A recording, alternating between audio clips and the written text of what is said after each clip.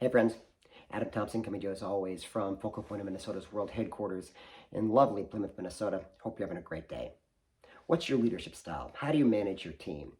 Do you set expectations and get out of the way? Or do you solve all the problems? Are you deeply involved? Are you fixing everything and micromanaging? And if you're in that latter category, what does it mean for your employees? How's it affecting your business? And how's it affecting you? In today's video, we're going to look at the advantages of empowering your team to solve their own problems, how it can lead to a more effective and happy workforce, how that team can lead to better results in your business, and how it can translate to more time and more opportunity for you as the business owner. I worked with a contractor client in Nebraska who was successful. They had 2 locations. The ownership was doing well, in spite of the management style. The owner was very much a top-down leader. His attitude was, I will tell you what to do, you will execute, I will solve the problem, you will execute the problem, and we'll be successful. And it worked to a point.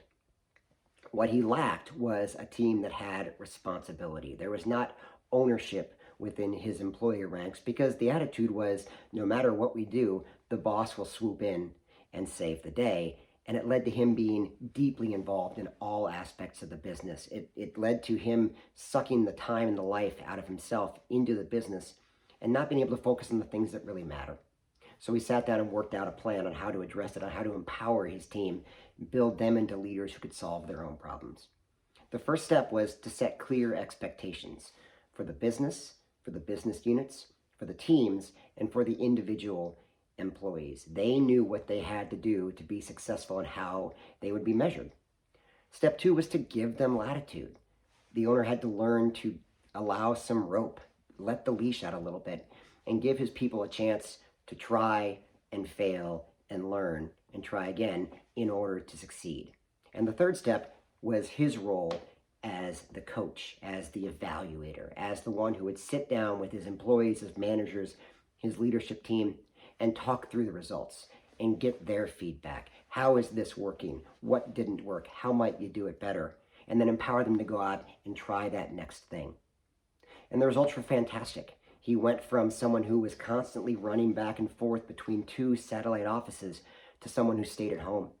He had less windshield time because he had 2 offices that worked independently and got things done, because he had people employed and in the right chairs who knew what they had to do and felt empowered to figure it out. He built leaders in his organization, which allowed him to take a step back, to sit in the ownership chair, to sit in the visionary chair, to move things forward, and ultimately it gave him his time back, it gave him his life back, and he had the chance to actually enjoy his own success. So what's it look like for you?